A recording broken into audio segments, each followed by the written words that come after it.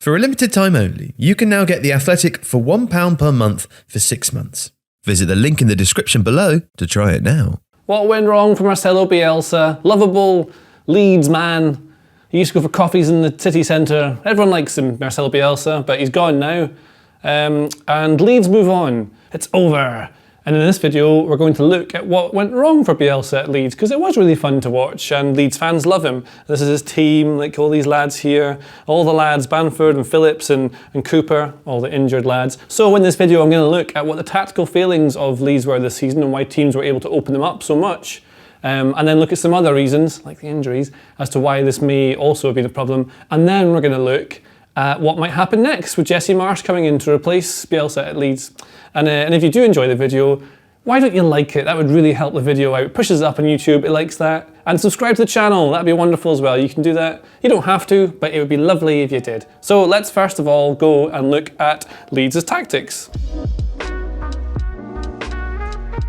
So Bielsa's Leeds were almost always a 4-1-4-1, looks like this.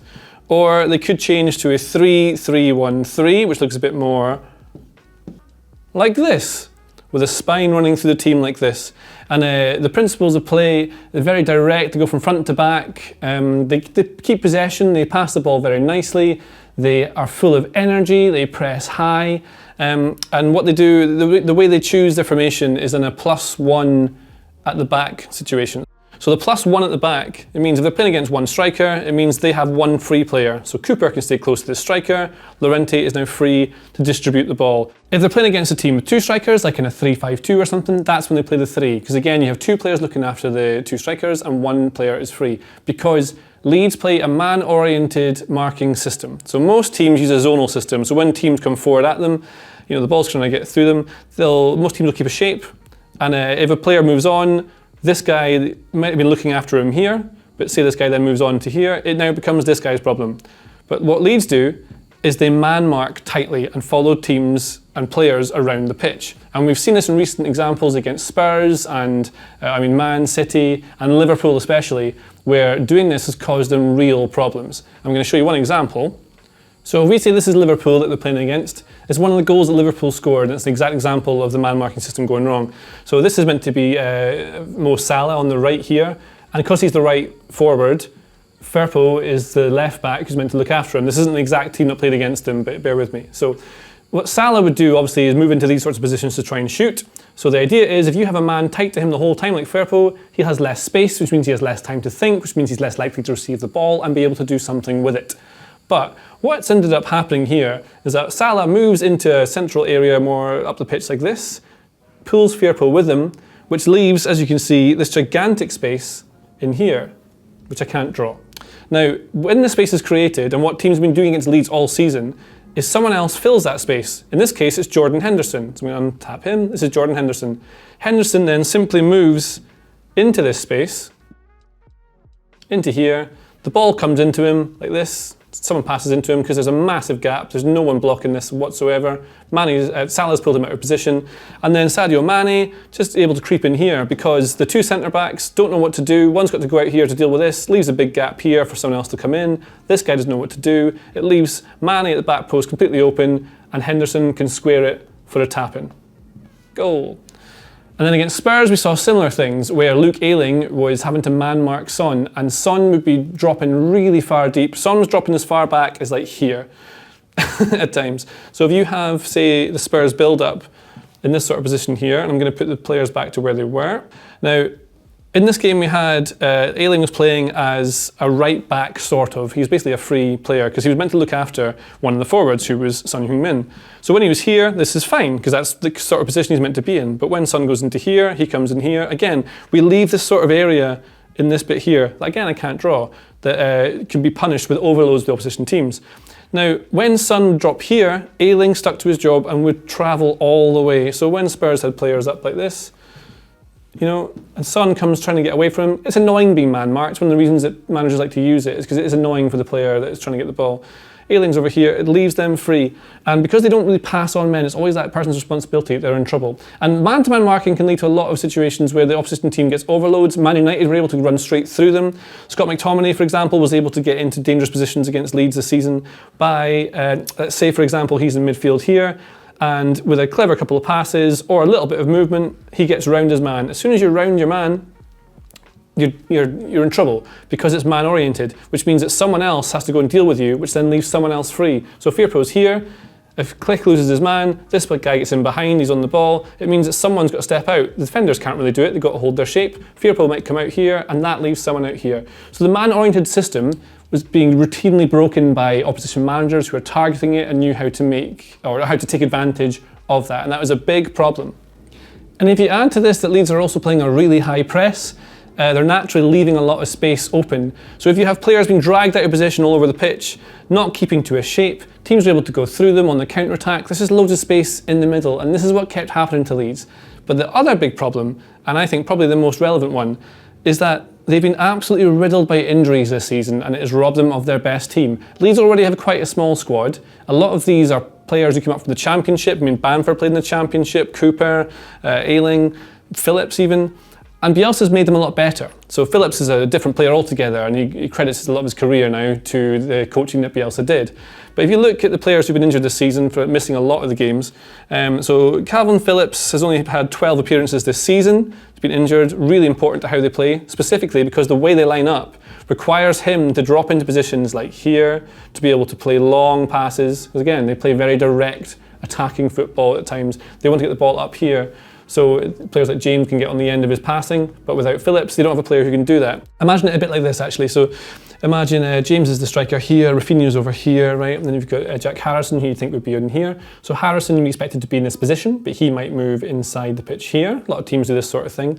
And normally teams play in a zonal sort of system or a mix of zonal and man. So Harrison moves in here, that leaves room for Firpo to get up here. Firpo, would you expect him to go up here? But instead, Firpo might move into the midfield. Now Phillips will be on the ball back here. Dallas might move in here, and that kind of thing. But this team would come over and block because they're trying to put loads of bodies in this sort of central area, and the teams have to come over to look after that. The forwards tend to stay up here. And that, of course, leaves a space here. So Click might then make this run, sort of thing they would do. Phillips would look to find him here, and then suddenly this sort of constant rotational positions thing that Leeds do leaves him in here, which gives an opportunity to put the ball in the box and they can score. And when they have the right players, that sort of thing works. They've also been missing Patrick Bamford, who's been out for a lot of the time. They've also been missing Liam Cooper. So if you look at this, say in the 3-3-1-3 formation, this is literally, well not literally, it's not actually a skeleton, but this is the spine of the team. Now, any team missing their biggest players, say that's Van Dijk. Liam Cooper is not Van Dijk, but say that's Van Dijk missing, say that's Fabinho missing, say that's Mane or Salah missing, right? Huge, huge misses. But they don't have the depth of squad to cover for that. And so you take Bamford out, he's gone. Then you put in Dan James, who just can't finish. That's a real trouble. And you see that reflected in Leeds' XG this year. So they are scoring fewer goals than they are having expected to. They're also conceding more than they should be, and that could be down to a drop in form. A lot of luck goes against you when you have a drop in form.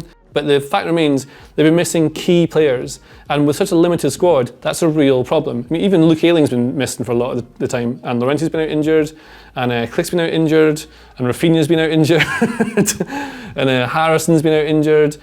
Basically, with a small squad, you're in trouble, and Bielsa's system at Leeds is so dependent on the players knowing every single role to make it work that when one is missing, they're in real trouble. And it's one of the reasons they didn't really look to strengthen in January, is that rather than taking the players that he was offered, Bielsa decided instead to stick with the players he had because they knew the system, and the system is king for Bielsa. Has it worked? Not really, but at least he was trying, I guess. So yeah, but Bielsa is now gone, it's done now. The entertaining Leeds might be over. They probably won't ship as many goals as they were, but we should now look at what Jesse Marsh might do to them based on some data which I've stolen from Mark Carey.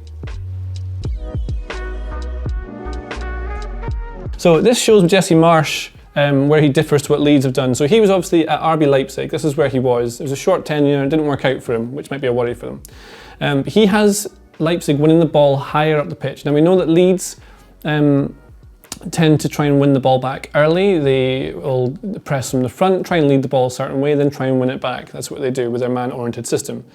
Jesse Marsh's system is intense.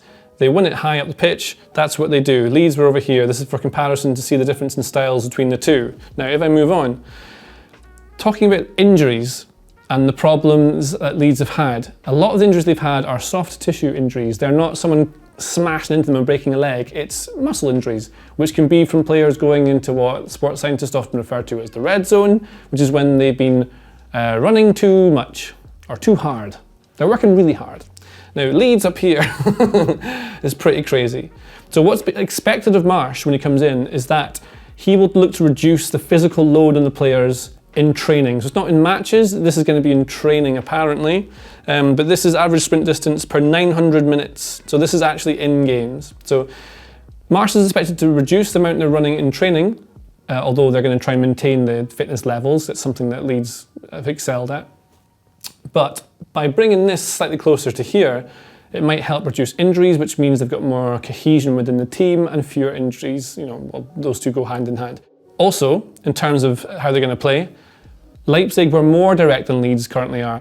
This is Leeds, this is RB Leipzig. It means that Leipzig were more direct than Leeds are under Marsh. Again, you won't see too much of a change straight away with Marsh. It takes time for these things to come in, especially into a team as highly drilled as Bielsa's Leeds were and are. But we can look now at what happened at Leipzig when Jesse Marsh was appointed. So this is expected goals for, this is the line for Leipzig under Julian Nagelsmann. Here is his. This is expected goals against. And you can see the good thing is that when Marsh came in, they largely kept the XG for the same. So the underlying numbers suggested that Jesse Marsh knew how to get the best out of Nagelsmann's players, even improved it a little bit here, because they play more direct. So by launching the ball forwards, getting the team up the pitch so they can chase the ball and close down players, they were able to create more chances and more expected goals. The problem is, by playing in that direct kind of crazy manner, you almost inevitably increase your expected goals against, leaving them far more open. And then think of the problems that Leeds have had this season. It's when they've been going and pushing up. They're leaving spaces behind and through the middle, which is where they're being punished. So Jesse Marsh is going to have to find some sort of happy medium between what he's doing or what he's been doing at Leipzig to what he's doing at Leeds, because the problem that Leeds have is something similar to this.